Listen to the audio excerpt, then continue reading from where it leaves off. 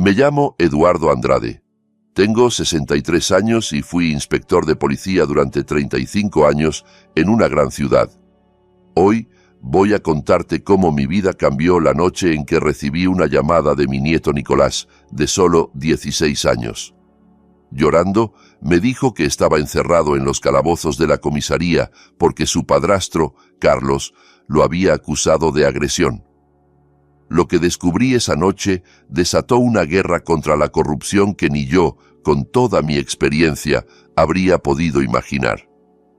Pero antes de contarte cómo comenzó todo, necesito pedirte un favor. Por favor, dale me gusta a este video, suscríbete al canal y comenta desde qué país nos estás viendo.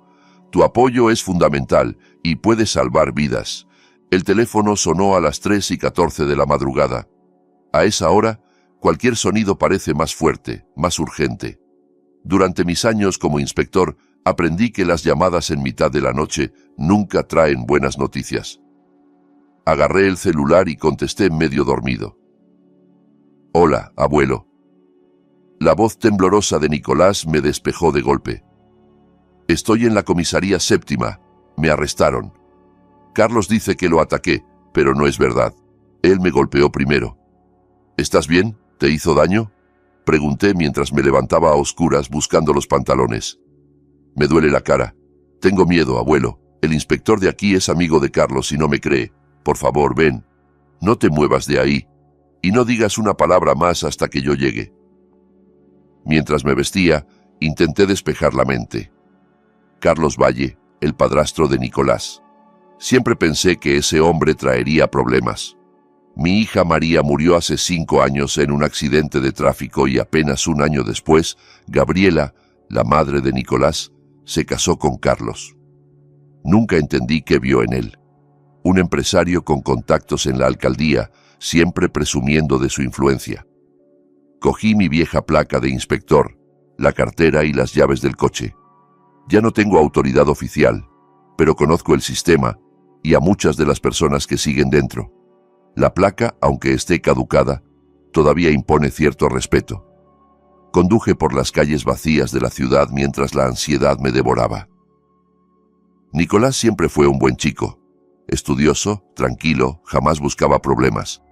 Si estaba en una celda de comisaría, algo muy grave estaba ocurriendo.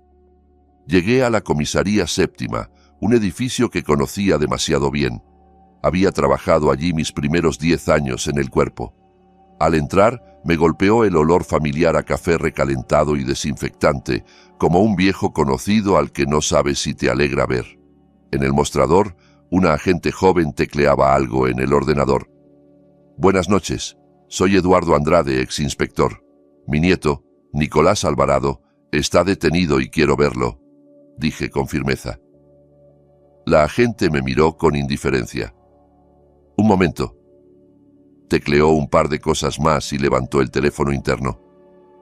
«Inspector Camacho, hay un señor aquí que dice ser el abuelo del chico detenido por agresión». Esperé impaciente tamborileando los dedos sobre el mostrador. La puerta interior se abrió y apareció Víctor Camacho. Lo reconocí al instante. Un hombre corpulento, de unos 50 años, bigote canoso y ojos pequeños y desconfiados. Habíamos trabajado juntos años atrás, pero nunca nos llevamos bien. Siempre pensé que era demasiado flexible con ciertas normas. «Vaya, vaya. Eduardo Andrade». Su voz era grave, casi burlona. «¿Cuánto tiempo, compañero?» «No vengo a conversar, Víctor. Quiero ver a mi nieto y saber exactamente de qué se le acusa». Por supuesto. Pasa a mi despacho». Me hizo un gesto para que lo siguiera. Mientras caminábamos por el pasillo, al fondo vi las celdas de detención temporal. En una de ellas reconocí a Nicolás sentado en un banco, la cabeza gacha. Intenté acercarme, pero Camacho me detuvo con el brazo. «Tú y yo hablamos primero, Eduardo. Las cosas están complicadas». En su despacho, Camacho se sentó tras el escritorio y yo ocupé la silla de enfrente. Sobre la mesa había una foto enmarcada, él con otros hombres en lo que parecía un viaje de caza. Reconocí a Carlos Valle entre ellos, sonriente, con un rifle en la mano. Aquello confirmó mis sospechas. Eran amigos. Tu nieto agredió a su padrastro esta noche, empezó Camacho con tono seguro, casi mecánico. Le reventó el labio y casi le rompe la nariz. Carlos está ahora en el hospital haciéndose unas pruebas. Tenemos un video de la cámara de seguridad de la casa donde se ve todo. El chico perdió los nervios. Quiero ver ese video, dije seco. Claro.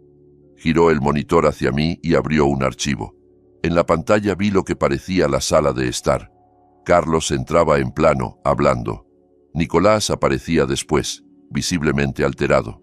De pronto, la imagen mostraba a mi nieto empujando a Carlos, que caía hacia atrás. La grabación terminaba justo ahí.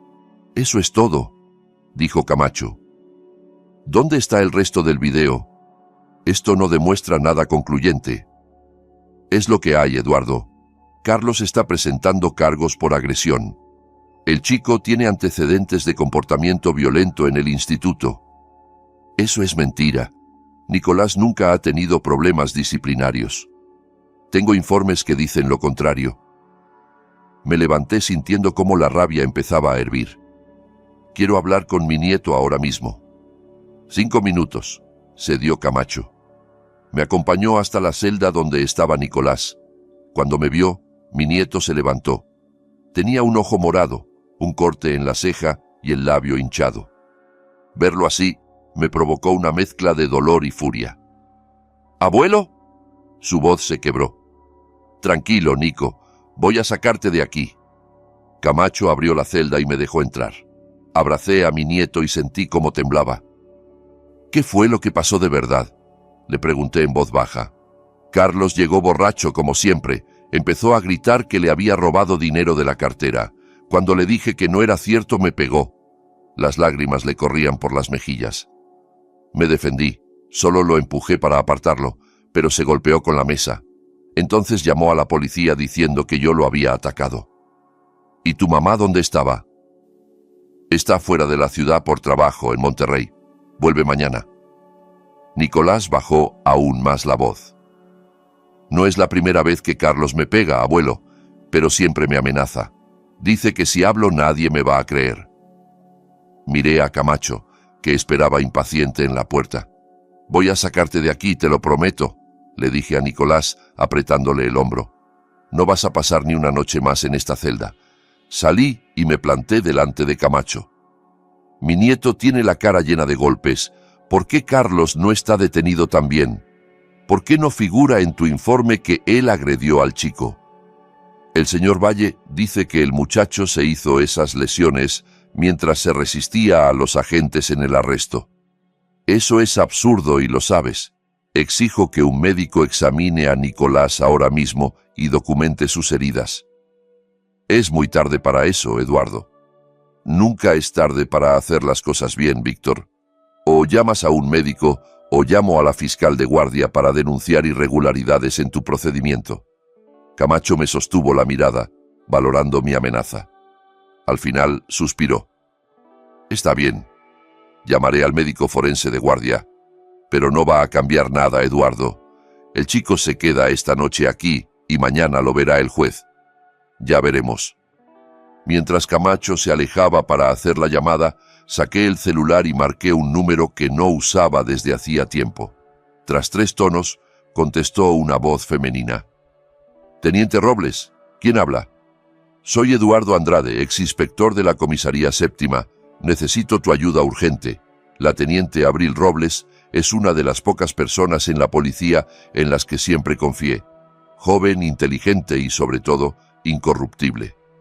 Le expliqué la situación a toda prisa. «Estoy de servicio esta noche», dijo. «En 20 minutos puedo pasar por ahí para verificar el procedimiento». «Te lo agradezco, Abril». Mientras esperaba, observé el movimiento en la comisaría. Un par de agentes me miraron con curiosidad. Probablemente sabían quién era. En mis tiempos me gané fama de inflexible, de no aceptar tratos ni favores. Eso me dio respeto para algunos y enemigos para muchos. La puerta principal se abrió y entró Carlos Valle. Llevaba una venda en la nariz y el labio inferior hinchado. Nuestras miradas se cruzaron y se detuvo, sorprendido de verme allí. Luego esbozó una sonrisa torcida y se fue directo al despacho de Camacho. Pocos minutos después llegó la teniente Robles. Con poco más de 30 años, tenía la mirada firme de quien sabe hacer su trabajo y no tolera obstáculos. Me saludó con un apretón de manos seguro. «Inspector Andrade, ¿cuánto tiempo?» «Ya no soy inspector, teniente». «Para mí siempre lo será, señor. Usted me enseñó la mitad de lo que sé». Camacho salió de su despacho seguido de Carlos. Al ver a Abril, se tensó visiblemente. «Teniente Robles, ¿qué la trae por aquí a estas horas?» «Revisión rutinaria de procedimiento, inspector Camacho. Me informaron de una detención por violencia doméstica y quiero verificar que todo esté en orden». Carlos se adelantó, extendiendo la mano. «Carlos Valle, señora. Soy la víctima en este caso». Abril ignoró su mano. «Necesito revisar el expediente y ver al detenido», dijo sin rodeos. «Ya llamé a un médico para que examine al chico», añadió Camacho. «Perfecto. Estaré presente en el examen. Ahora, el expediente».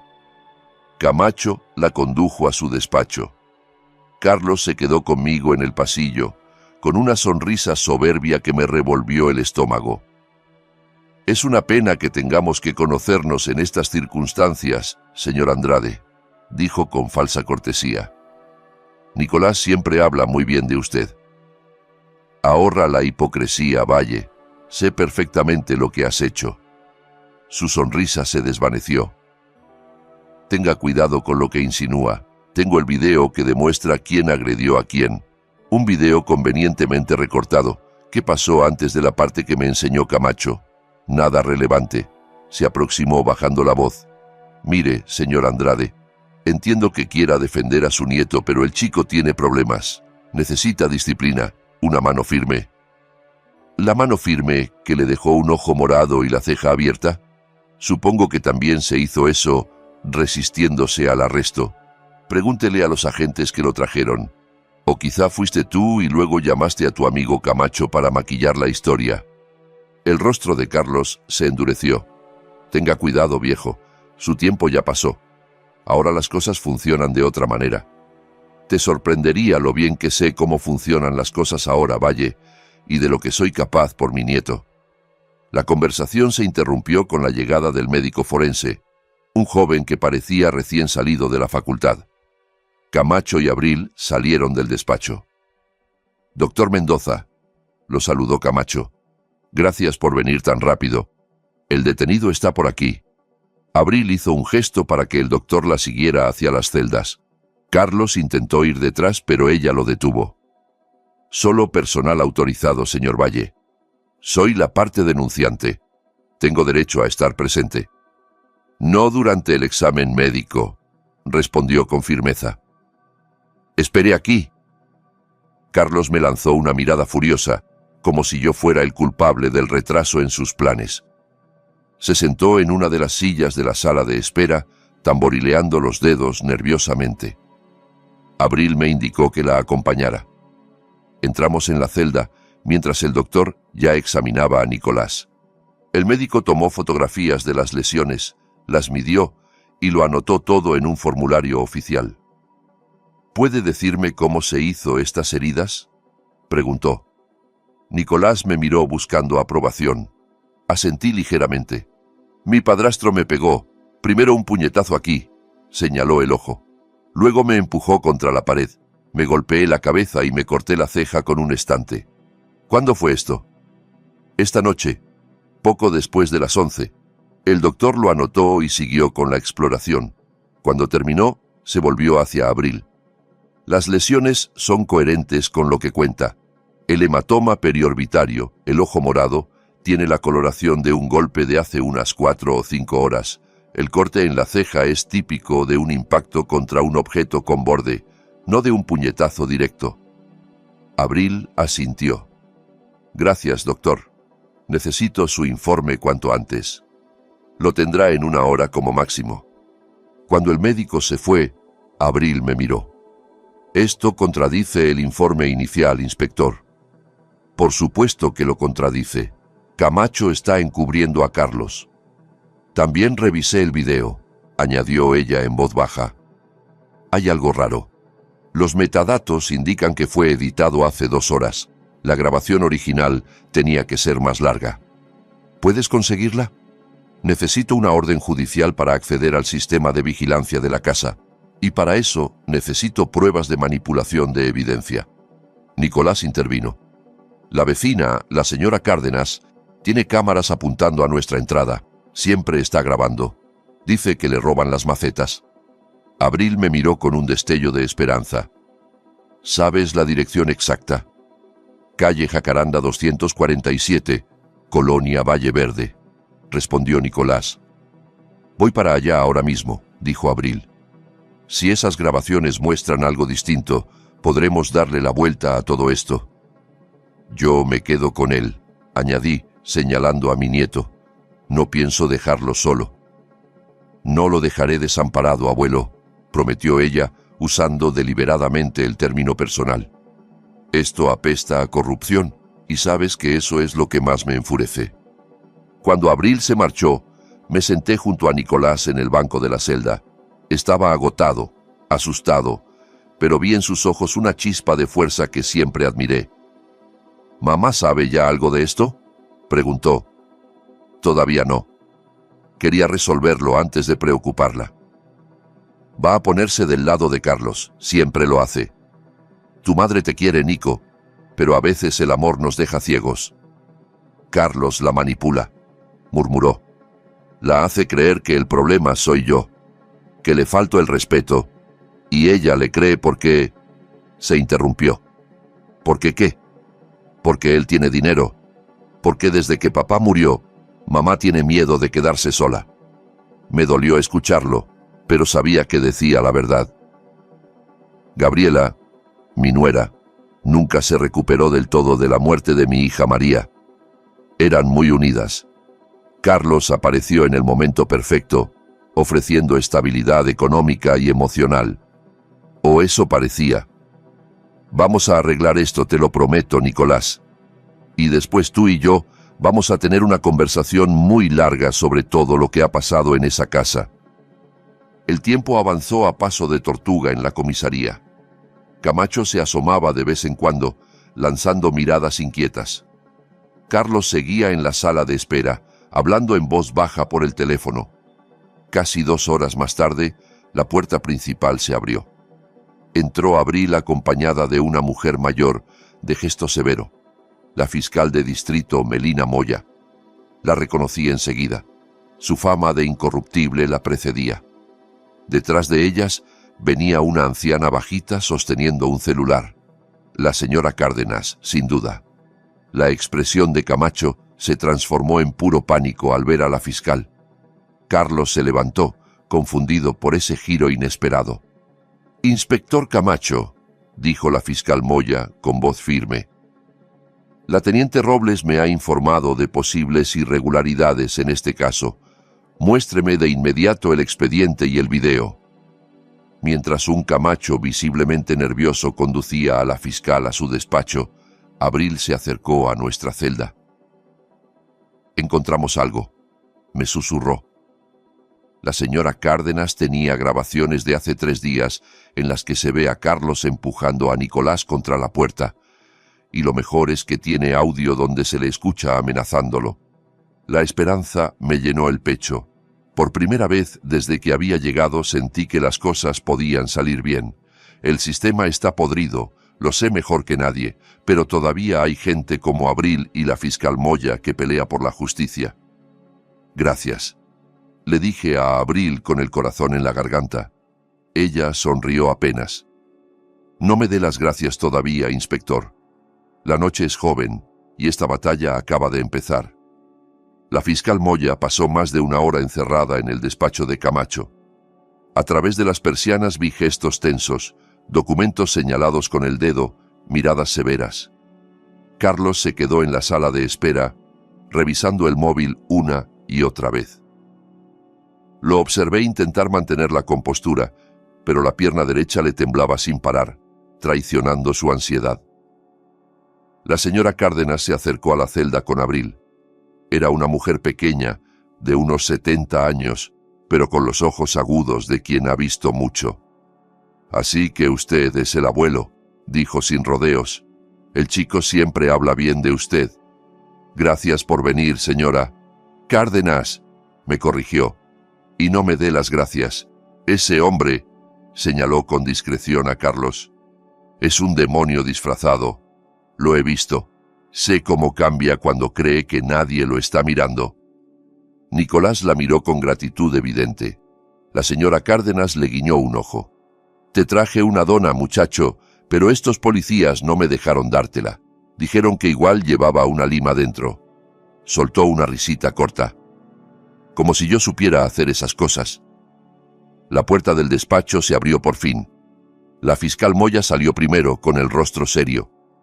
Camacho la siguió, visiblemente incómodo. La fiscal se acercó a nuestra celda. «Señor Andrade», se presentó. «Soy la fiscal de distrito Melina Moya». Su voz era firme, pero no hostil. «Hemos revisado el expediente y he encontrado irregularidades graves en el procedimiento». Carlos se levantó, acercándose con rapidez. «Fiscal Moya, un placer conocerla. Soy Carlos Valle. Confío en que hará justicia en este lamentable incidente». La fiscal apenas le dedicó una mirada. «Señor Valle, le sugiero que contacte de inmediato con un abogado». «¿Un abogado? Pero la víctima soy yo». «Eso está por verse», respondió ella con sequedad. «Teniente Robles, ponga en libertad al señor Alvarado. Su detención no se ajustó a los protocolos establecidos». Abril no ocultó su satisfacción mientras abría la celda. Nicolás me miró sin creérselo. «¿Puedo irme?» «Sí», confirmó la fiscal. «Pero necesito que tanto usted como su abuelo estén disponibles para ampliar sus declaraciones». Carlos se adelantó, visiblemente alterado. «Esto es inaceptable. Va a dejar libre a mi agresor. ¿Qué clase de justicia es esta?» «Señor Valle», la voz de la fiscal se afiló. «Las grabaciones que hemos revisado muestran una versión muy distinta de los hechos. Manipular pruebas es un delito federal. Si quiere evitar cargos aún más graves, le recomiendo moderar el tono y cooperar plenamente con la investigación». Carlos palideció. Miró a Camacho, que evitó su mirada, consciente de que el barco se hundía. «Inspector Camacho», continuó la fiscal, «queda usted suspendido temporalmente de sus funciones hasta que concluya la investigación interna. Entregue su placa y arma al agente de servicio». El rostro de Camacho se crispó en una mezcla de incredulidad y rabia contenida. «Es un error, fiscal. Mis procedimientos fueron los reglamentarios». Sus procedimientos incluyeron aceptar pruebas manipuladas y omitir información crucial en el informe. La evaluación médica del señor Alvarado contradice directamente su versión de los hechos. La fiscal no elevó la voz, pero cada palabra cayó como un martillazo. «La teniente Robles queda a cargo de esta comisaría hasta nuevo aviso. Salimos de la comisaría justo cuando el cielo empezaba a aclararse. El aire fresco de la mañana resultó casi purificador después de tantas horas en ese ambiente opresivo. Nicolás caminaba a mi lado en silencio, exhausto, pero aliviado. «¿A dónde vamos, abuelo?» «A mi casa. No puedes volver a la tuya. No por ahora». En el coche noté cómo Nicolás se relajaba poco a poco. El silencio entre nosotros era cómodo, pero sabíamos que teníamos mucho de qué hablar. «Esto no ha terminado, ¿verdad?», preguntó al fin. «No, Nicolás. Esto solo está empezando». En casa le preparé un café mientras él se daba una ducha rápida. Le presté ropa vieja de cuando mi hijo Daniel, su padre, vivía conmigo. Le quedaba un poco grande, pero serviría. Sentados en la cocina, con las tazas humeantes delante, por fin tuvimos esa conversación pendiente. «¿Desde cuándo lleva pasando esto, Nico?», pregunté. Mi nieto se quedó mirando el café. «Desde poco después de que se casó con mamá. Al principio eran solo gritos, humillaciones pequeñas. Me decía que era un flojo, que no ayudaba en casa, que gastaba demasiado». «¿Tu madre lo sabía?». Siempre lo hacía cuando ella no estaba. Y cuando se lo contaba, Carlos lo negaba todo.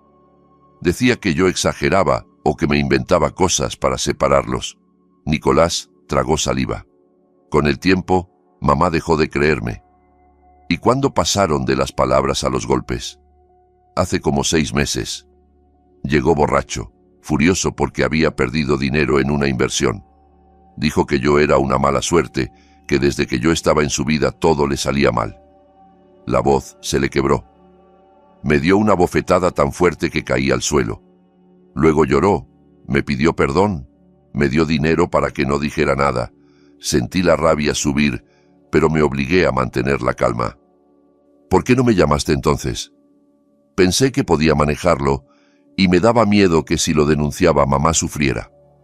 Parecía feliz por primera vez desde que papá murió. El teléfono interrumpió nuestra charla. Era Gabriela, la madre de Nicolás. ¿Papá? Sonaba alterada. Carlos acaba de llamarme histérico. Dice que Nicolás lo atacó y que tú te metiste para sacarlo de la comisaría. ¿Qué está pasando? Le expliqué la situación con la mayor serenidad posible, pero Gabriela se mostró escéptica. Yo conozco a Carlos, papá.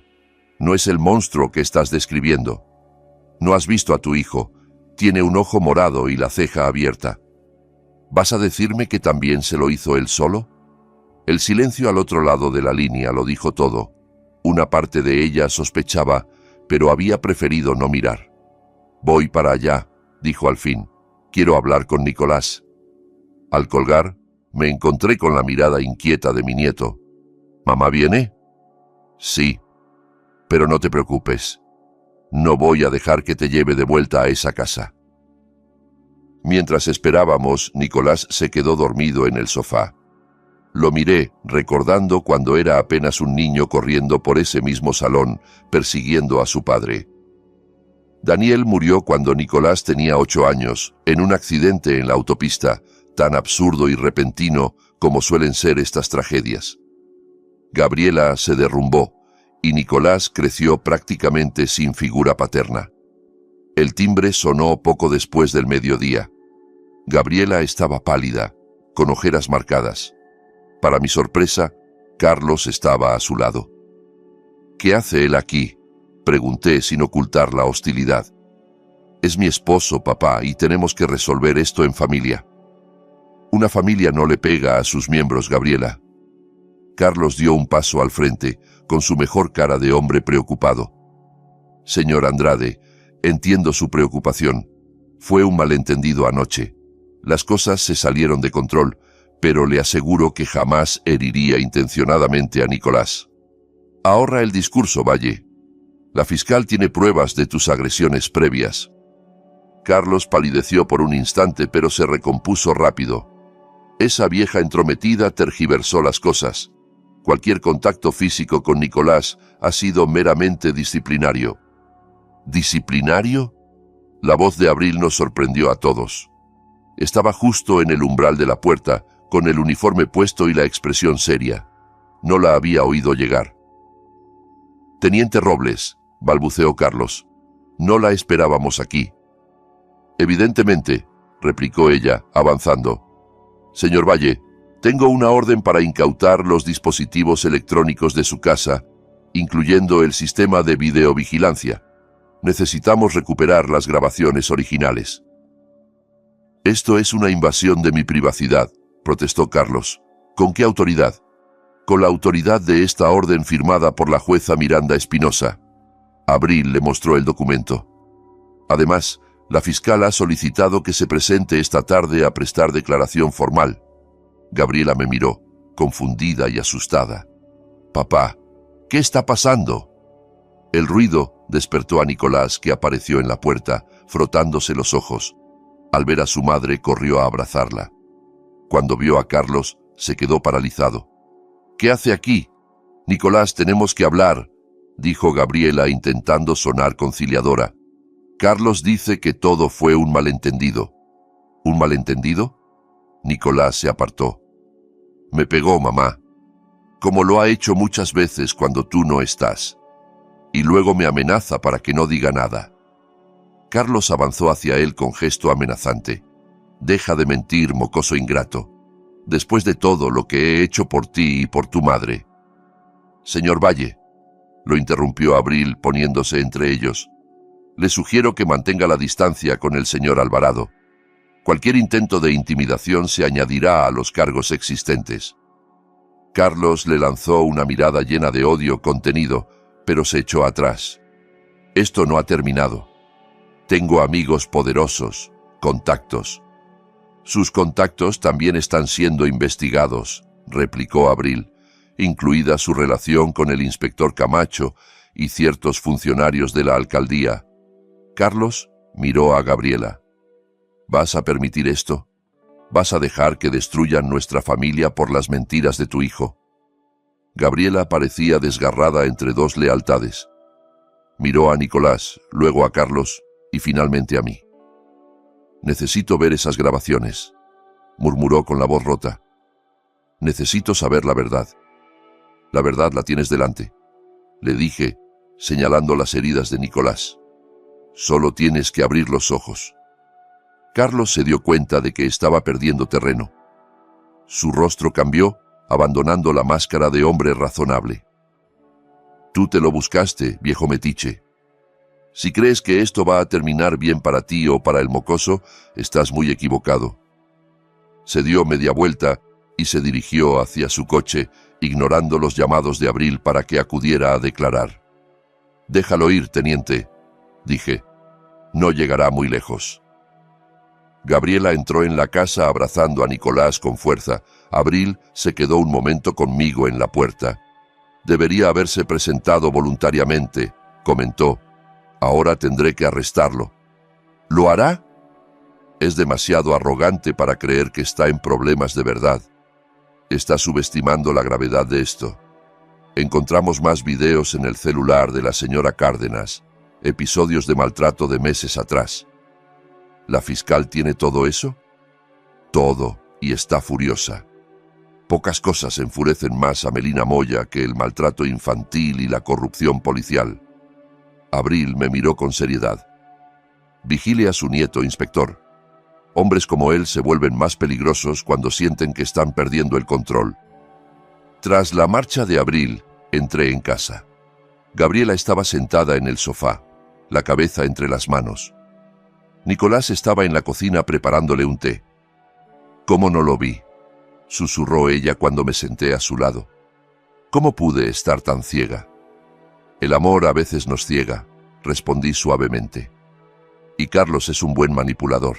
No eres la primera ni serás la última en caer con alguien así». «Mi propio hijo», sollozó. «Mi niño, y no lo protegí».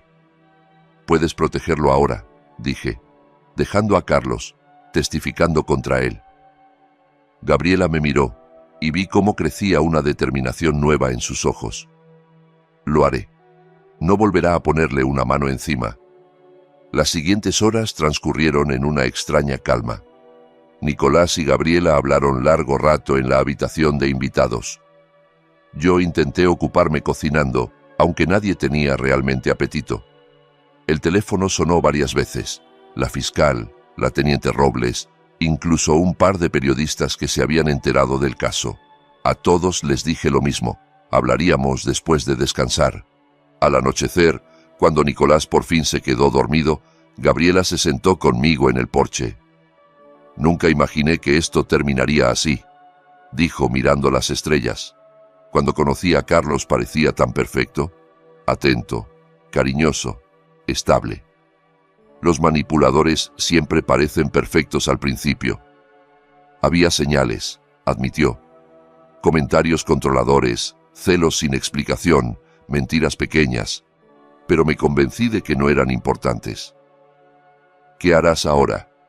«Divorciarme, obviamente, testificar contra él, intentar reparar mi relación con Nicolás». Suspiró hondo. «Va a ser un proceso largo». «Estaré aquí para apoyarlos a los dos», la aseguré. En ese momento mi celular vibró. Era un mensaje de Abril. Carlos no se presentó a declarar. Se emitió orden de detención. Un escalofrío me recorrió la espalda. Un hombre como Carlos, acorralado, Es peligroso. ¿Pasa algo?, preguntó Gabriela al notar mi expresión. Nada importante. Mentí, sin querer preocuparla más. Deberías descansar. Aquella noche dormí a trompicones, despertando con cualquier ruido. A las 5 de la mañana sonó el teléfono. Era Abril de nuevo. Encontramos el coche de Carlos abandonado cerca del aeropuerto, me informó. Pero no hay registro de que haya tomado un vuelo. Creemos que puede estar usando documentos falsos o que alguien lo está ayudando a esconderse. ¿Revisaron sus cuentas bancarias?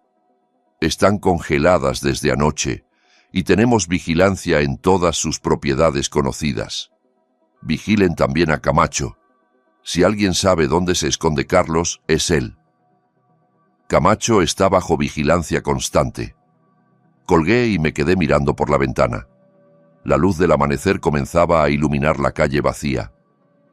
Todo parecía tranquilo, pero no podía quitarme la sensación de que esa calma era solo el preludio de algo peor.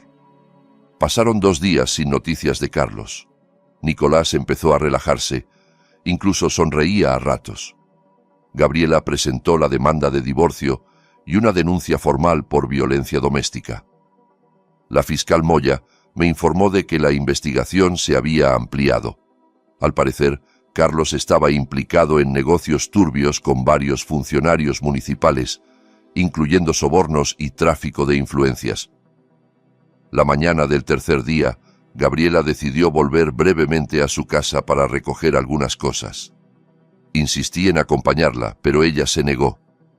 La policía tuvo vigilada la casa toda la noche, dijo. Carlos no está allí. Además, iré con un agente. Estaré bien. Algo dentro de mí me decía que era mala idea, pero no quería parecer sobreprotector. Llámame cuando llegues y antes de volver, le pedí. Te lo prometo. Nicolás y yo nos quedamos en casa jugando ajedrez para distraernos. Es bueno en el juego, calculador y paciente. Me recordaba a su padre. Sonó el teléfono y contesté, esperando oír la voz de Gabriela. En cambio, era Carlos. Escúchame bien, viejo. Su voz sonaba agitada, frenética. Tengo a tu nuera conmigo. Si quieres volver a verla, trae a Nicolás al almacén abandonado de la Avenida Industrial 54. 1 hora. Solo ustedes 2. Si veo un solo policía, Gabriela pagará las consecuencias. Carlos, no seas idiota. 1 hora, gritó y colgó. Miré a Nicolás, que había entendido la gravedad de la situación solo con ver mi cara.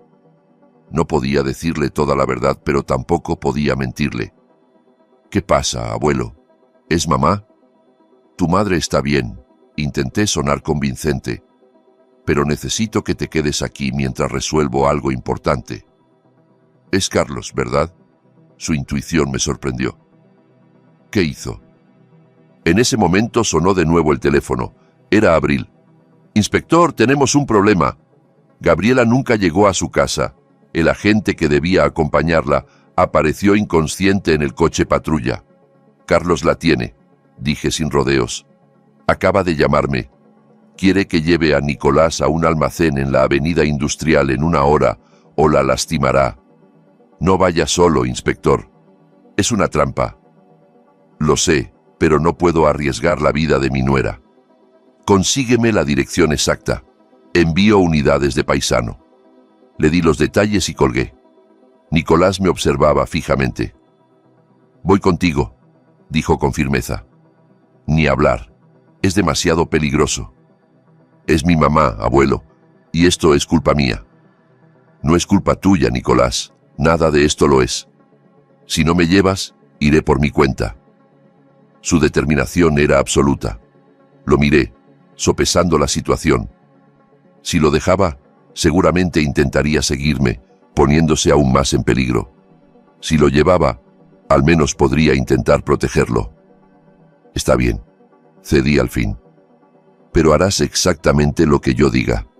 Sin preguntas. ¿Entendido? Asintió con gravedad. Entendido. Mientras nos preparábamos para salir, no pude evitar pensar que nos dirigíamos hacia la parte más oscura de esta historia. Pero también sabía que a veces hay que atravesar la oscuridad para que finalmente llegue la luz. El trayecto hasta el almacén se hizo eterno. Conduje en silencio, con Nicolás a mi lado.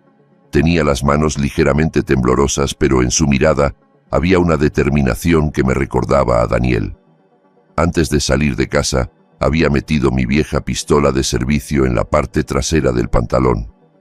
Había esperado no tener que usarla nunca más, pero la vida tiene maneras crueles de cambiar nuestros planes. ¿Tienes un plan?, preguntó Nicolás, rompiendo el silencio.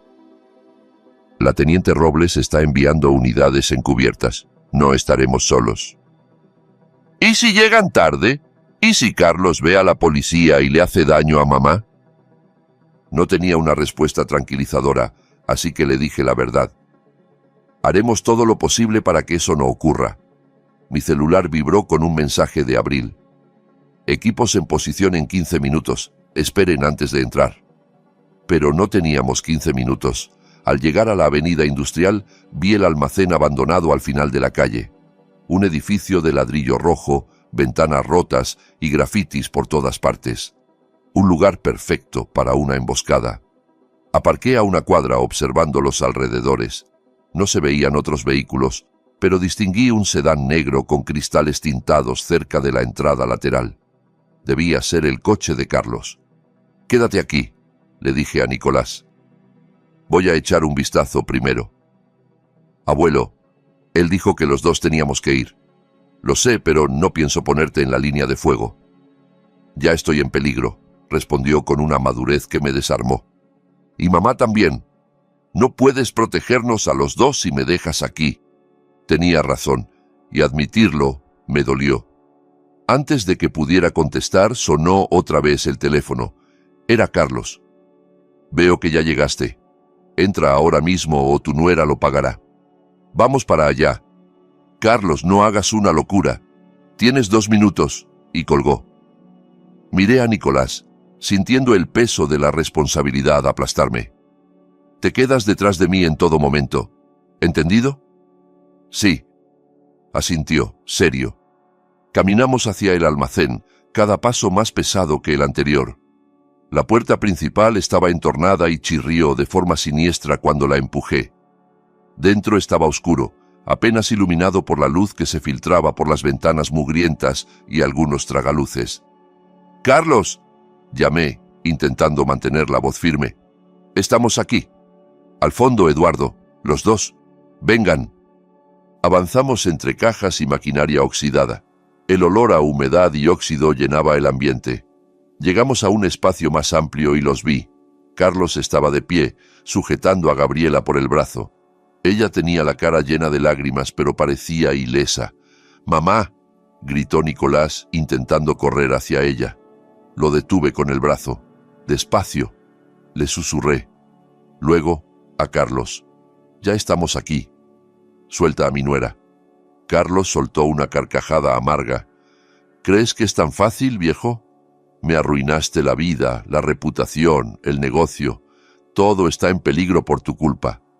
«Tú mismo te lo hiciste», respondí. «Nadie te obligó a pegarle a un niño». Ese mocoso necesitaba disciplina. Apretó más el brazo de Gabriela, haciéndola quejarse. «Y tú, viejo entrometido, no tenías derecho a meterte en mi familia». «Déjame ir, Carlos», suplicó ella. «Solo estás empeorando las cosas». «Cállate», la sacudió. «Tú también me traicionaste, después de todo lo que hice por ti y por tu hijo malagradecido». Evalué la situación. Carlos se veía cada vez más descontrolado.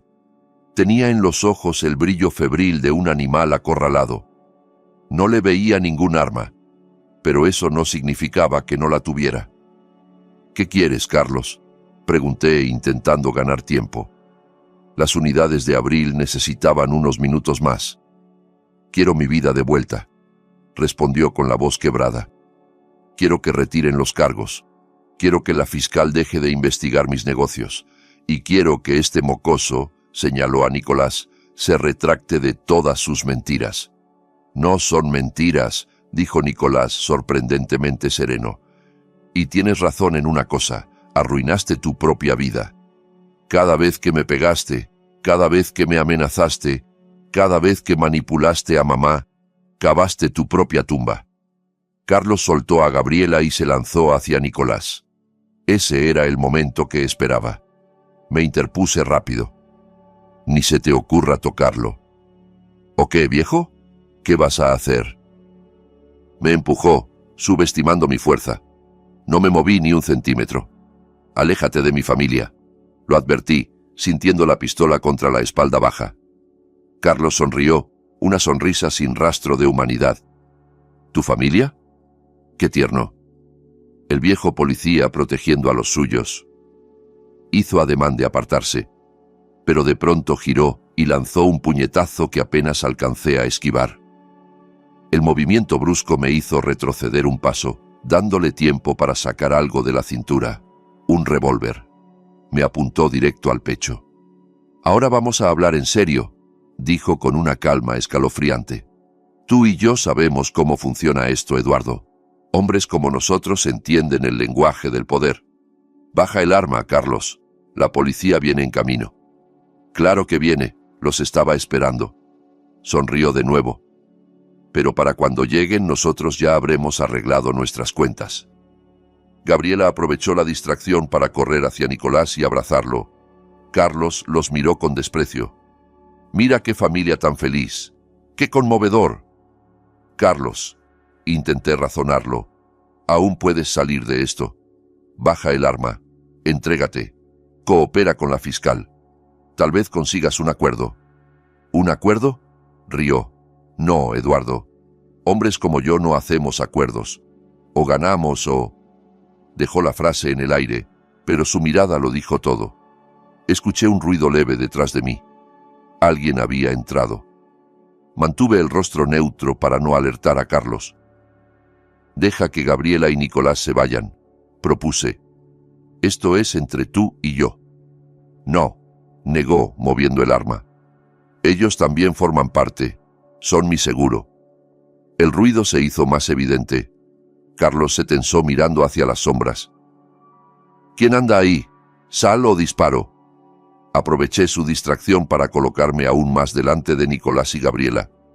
Si disparaba, tendría que hacerlo a través de mí. Policía. La voz de Abril resonó en el almacén. Suelte el arma, señor Valle. Carlos parecía sorprendido, pero no asustado. Teniente Robles. Qué predecible. ¿Vino sola o trajo refuerzos? Está rodeado, Valle. No tiene salida. Siempre hay salidas, teniente. Ajustó la postura, firmando el agarre del revólver. Solo hace falta el incentivo correcto. Busqué con la mirada entre las sombras, hasta localizar a Abril, semioculta tras una columna apuntando a Carlos. Déjelos ir, Carlos, ordenó ella. Más unidades están llegando. En minutos este lugar estará lleno de agentes. Entonces no tenemos mucho tiempo, replicó él. De pronto nos apuntó a Nicolás. O me dejan salir de aquí, o el chico paga por todo. Todo ocurrió en un instante. Sin pensar, me lancé contra Carlos justo cuando apretaba el gatillo. El disparo retumbó en el almacén. Sentí un dolor agudo en el hombro, pero logré tirarlo al suelo. El arma salió despedida, deslizando sobre el cemento. Abril salió de las sombras corriendo hacia nosotros. Gabriela gritó, abrazando a Nicolás, que estaba ileso. Carlos y yo forcejeamos en el suelo. A pesar de mi edad, la adrenalina me dio fuerzas para mantenerlo inmovilizado hasta que Abril llegó y le puso las esposas. ¿Está bien, inspector?, preguntó al ver la sangre en mi camisa. Es solo un rasguño, mentí, mientras el dolor se intensificaba. Ocúpate de él. Más agentes entraron en el almacén, asegurando el lugar. Uno se acercó con un botiquín mientras se llevaban a Carlos a la fuerza, gritando amenazas e insultos. Esto no se acaba aquí, vociferaba. Tengo amigos poderosos, me vengaré de todos ustedes. Gabriela y Nicolás corrieron hacia mí, preocupados por la herida. Abuelo, estás sangrando mucho, dijo Nicolás con los ojos llenos de lágrimas. He tenido peores, intenté tranquilizarlo, aunque el dolor era intenso. Viene una ambulancia, me informó Abril. Aguante, inspector. El paramédico presionó la herida mientras yo miraba a mi familia. A pesar del terror vivido, vi alivio en sus rostros. Carlos ya no podía hacerles daño. En la ambulancia, con Gabriela y Nicolás a mi lado, sentí una extraña paz. La herida dolía, pero era recordatorio de que seguíamos vivos, de que habíamos sobrevivido a aquella pesadilla. «Gracias, papá», susurró Gabriela, apretándome la mano, «por salvarnos». «Siempre lo haré», respondí notando el efecto del sedante. «Siempre estaré ahí para ustedes». Los días en el hospital pasaron lentos. La bala había rozado el hueso del hombro, pero sin causar daños mayores. Los médicos aseguraban que recuperaría toda la movilidad tras unas semanas de rehabilitación. Abril venía a verme con frecuencia, poniéndome al día del caso. Carlos se enfrentaba a múltiples cargos: secuestro, agresión agravada, maltrato infantil, intento de homicidio, obstrucción a la justicia. La lista era larga. Camacho también había sido acusado formalmente de encubrimiento y manipulación de pruebas. La fiscal Moya amplió la investigación y sacó a la luz una red de corrupción que involucraba a varios funcionarios de la ciudad. Una tarde, mientras Nicolás me ayudaba con la bandeja de comida del hospital, lo noté pensativo. «¿En qué piensas, hijo?» «En todo lo que pasó», respondió. «En cómo una sola persona puede hacer tanto daño». «Algunos hombres confunden poder con derecho a abusar de los demás», le dije. «Es una lección dura, pero importante». «Creo que quiero estudiar derecho», dijo de repente. «Quiero ayudar a gente como nosotros, gente que se enfrenta a injusticias». Sonreí, sintiendo un orgullo inmenso. «Serás un excelente abogado, Nicolás». «Es gracias a ti, abuelo». Se le humedecieron los ojos. «Si no hubiera tenido el valor de llamarte esa noche». «Pero lo tuviste», lo interrumpí. «Y eso dice mucho del hombre en el que te estás convirtiendo». La puerta se abrió y entró la fiscal Moya. Era la primera vez que la veía desde aquella noche en la comisaría. Se la notaba cansada pero satisfecha.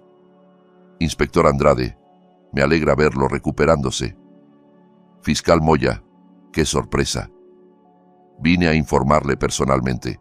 El juez ha negado la libertad bajo fianza a Carlos Valle. Permanecerá en prisión hasta el juicio». «¿Y Camacho?» «También está en custodia. Está cooperando y aportando información sobre toda la red de corrupción». La fiscal miró a Nicolás. «Su testimonio será crucial, joven. ¿Cree que podrá hacerlo?» Nicolás asintió con firmeza. «Estoy listo». «Bien, porque lo que usted ha vivido, por desgracia, no es un caso aislado». La fiscal se sentó al borde de la cama. «Estamos implementando un nuevo protocolo en la Fiscalía precisamente para evitar la manipulación de evidencia digital en casos de violencia doméstica». «¿Un nuevo protocolo?», pregunté intrigado. «Sí», sonrió levemente. «Lo llamaremos Protocolo Andrade, en honor a usted y a su nieto».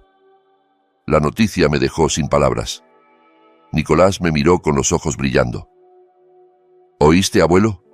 Tu nombre va a formar parte del sistema de justicia». «Nuestro nombre», lo corregí. «Esta victoria es de los dos». La fiscal se levantó. «Los necesitaremos la próxima semana en el tribunal. La teniente Robles pasará a recogerlos». «Allí estaremos», prometió Nicolás. Cuando la fiscal salió, Gabriela entró con café y unos pasteles de la cafetería. Había recuperado algo de color en el rostro, aunque aún se la veía cansada. «¿Buenas noticias?», preguntó al vernos. «Las mejores», contestó Nicolás y le contó lo del protocolo Andrade. Gabriela me miró con una mezcla de gratitud y remordimiento. «Papá, nunca podré agradecerte lo suficiente.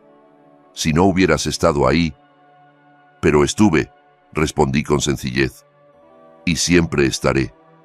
Esa noche, después de que Nicolás y Gabriela se fueran, me quedé solo en la habitación del hospital, reflexionando. Pensé en el terror de la llamada de madrugada, en la impotencia ante Camacho, en el dolor del disparo, pero también en el valor de mi nieto, en la tenacidad de Abril y en la integridad de la fiscal Moya. El sistema no es perfecto. Está lleno de Camachos y Valle, gente que abusa de su poder. Pero también hay quienes luchan por la justicia y se niegan a mirar hacia otro lado. Mi celular vibró en la mesita. Era un mensaje de Abril. Caso oficialmente cerrado. El juicio será rápido con toda la evidencia que tenemos. Descanse, inspector. Se lo ha ganado. Sonreí en la penumbra de la habitación. Tal vez mi carrera como policía terminó hace años, pero nunca dejé de luchar por lo correcto, y ahora esa lucha tenía un nuevo sentido a través de Nicolás. Cerré los ojos, sintiendo por primera vez en días una verdadera paz. El dolor del hombro era un precio pequeño por la seguridad de mi familia, y saber que nuestra experiencia ayudaría a proteger a otros me llenaba de un orgullo silencioso. Al día siguiente me dieron el alta. Entonces comenzó la verdadera recuperación, no solo de mi herida física, sino de las heridas invisibles que Carlos había dejado en Nicolás y en Gabriela. Sería un camino largo, pero lo recorreríamos juntos como familia. Y pensé en todas esas personas que sufrían en silencio, atrapadas en ciclos de maltrato y miedo. Tal vez, cuando nuestra historia se conociera, le daría a alguien el valor de hacer esa llamada desesperada en mitad de la noche para pedir ayuda, para romper el silencio.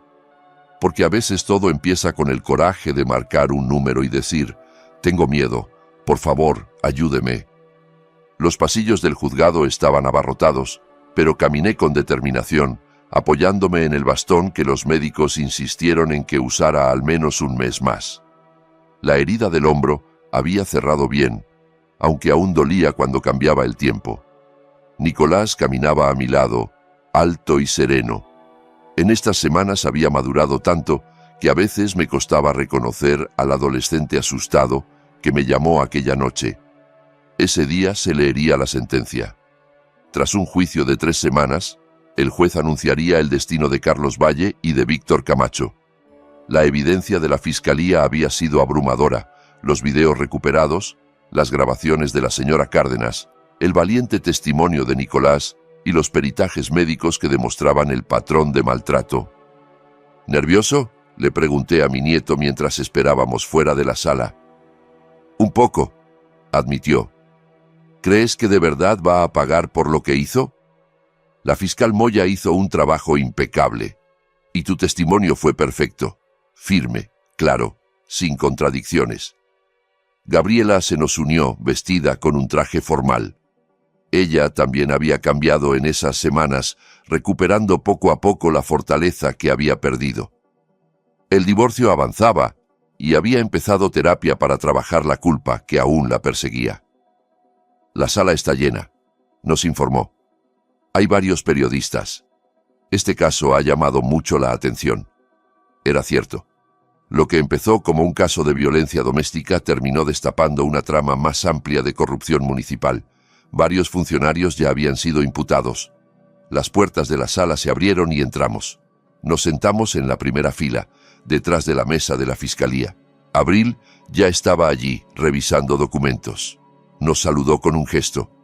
Al otro lado, los abogados de Carlos y Camacho murmuraban entre ellos. Sus clientes aún no habían sido conducidos al interior. «En pie», anunció el alguacil cuando entró el juez. Un hombre de unos 60 años, conocido por su rectitud. «Pueden sentarse.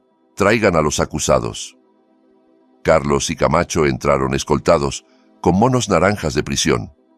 Carlos parecía más delgado y había perdido la arrogancia habitual. La expresión hosca le endurecía los rasgos. Nos miró fugazmente y creí ver un destello de odio antes de que apartara la vista. El juez ajustó las gafas y repasó los documentos. Tras considerar todas las pruebas presentadas y las deliberaciones del jurado, este tribunal está listo para dictar sentencia. El silencio fue absoluto. Sentí la mano de Nicolás tensarse en la mía. En la causa del Estado contra Carlos Valle, el jurado lo ha declarado culpable de todos los cargos: violencia doméstica agravada, maltrato infantil, obstrucción a la justicia, secuestro e intento de homicidio. El juez miró directamente a Carlos. Este tribunal lo sentencia a 22 años de prisión, sin posibilidad de libertad condicional durante al menos 15 años. Un murmullo recorrió la sala. Carlos se mantuvo impasible, como si lo hubiera esperado. En cuanto al acusado Víctor Camacho, continuó el juez, habiendo sido declarado culpable de abuso de autoridad, encubrimiento, manipulación de pruebas y obstrucción a la justicia, se le condena a 12 años de prisión, con posibilidad de revisión a los 8 años, considerando su colaboración con la investigación más amplia de la Fiscalía. Camacho agachó la cabeza, visiblemente devastado. Asimismo, añadió el juez, este tribunal ordena que ambos acusados paguen una reparación económica a las víctimas, cuyo monto se fijará en una posterior audiencia civil. El mazo golpeó, sellando sus destinos. Nicolás exhaló lentamente. Gabriela sollozó en silencio a mi lado. «¡Se levanta la sesión!», declaró el juez. Mientras los guardias se llevaban a Carlos y a Camacho, la fiscal Moya se acercó. «Justicia hecha», dijo con satisfacción profesional. El juez estuvo tan firme como esperábamos. «Gracias por todo, fiscal», le dije con sinceridad. «No me lo agradezca a mí, agradezca a su nieto».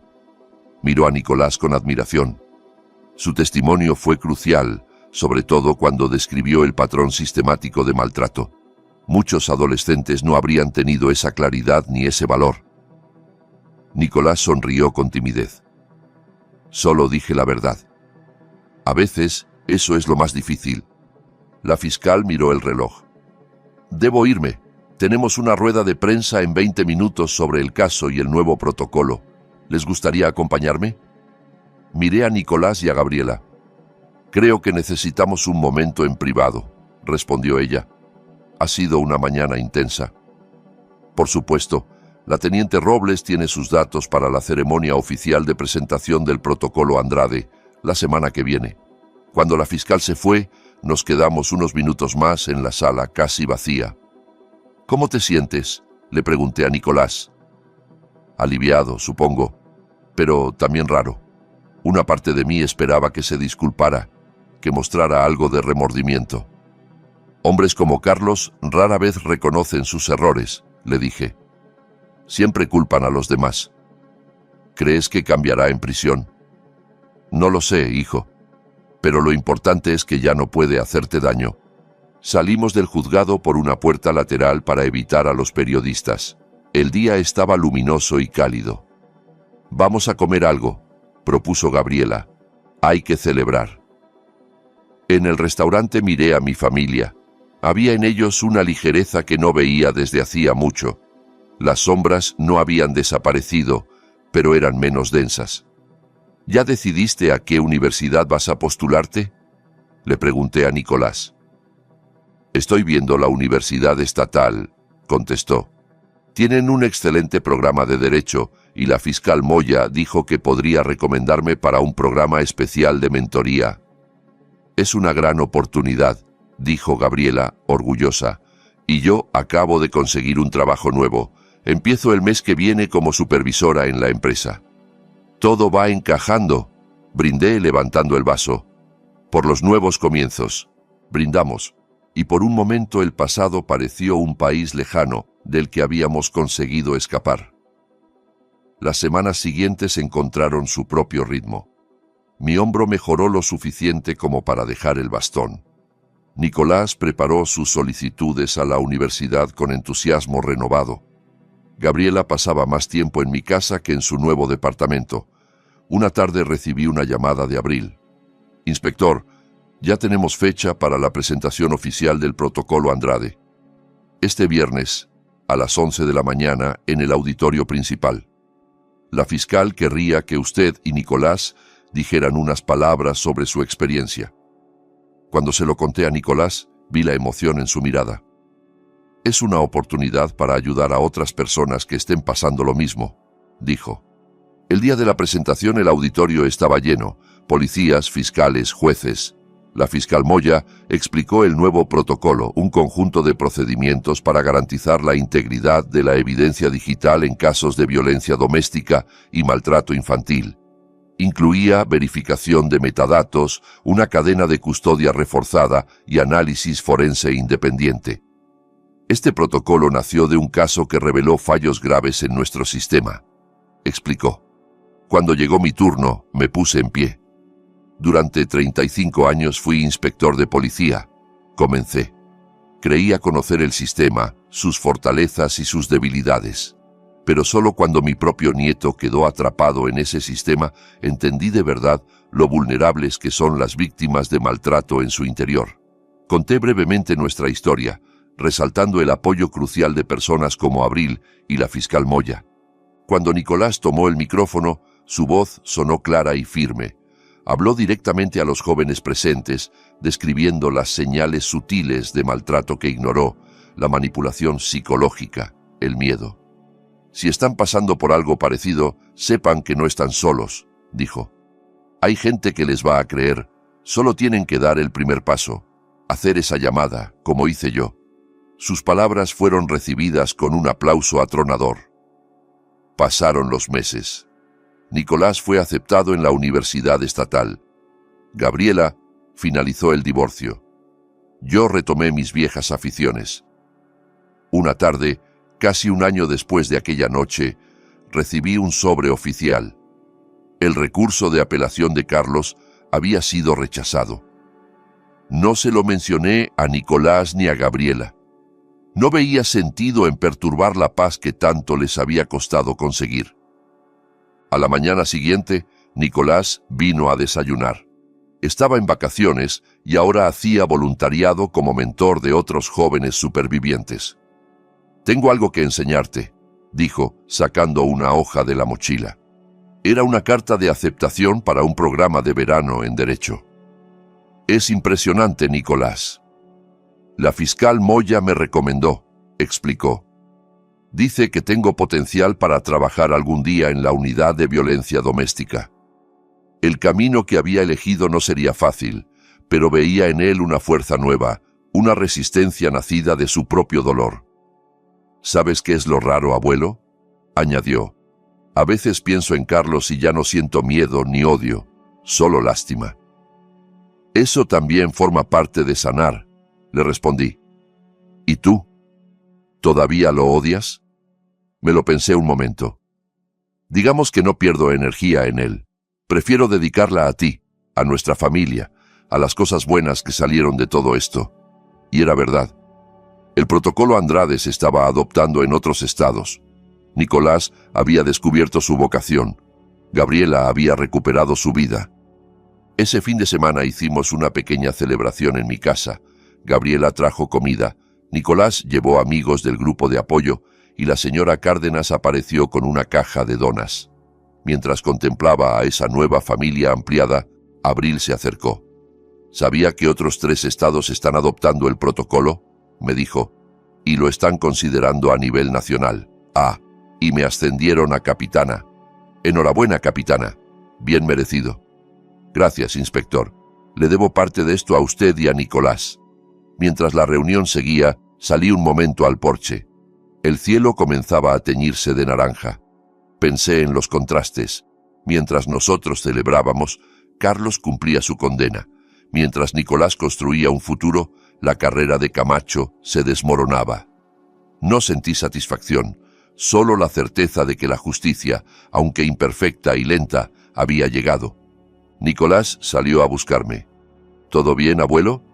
Te estás perdiendo el postre». «Solo pensaba», dije, pasándole un brazo por los hombros, «en lo orgulloso que estoy de ti, del hombre en el que te has convertido». «Gracias a ti», respondió, apoyando la cabeza en mi hombro bueno. «Si no hubiera hecho aquella llamada, pero la hiciste, y eso lo cambió todo». Volvimos juntos al interior.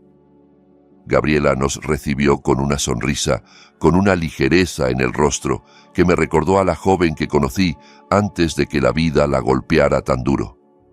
Mientras comíamos el postre, pensé en todos esos teléfonos que suenan en mitad de la noche, en las voces temblorosas pidiendo ayuda. La historia que empezó con una llamada desesperada no terminó en cuento de hadas. La vida real rara vez los ofrece.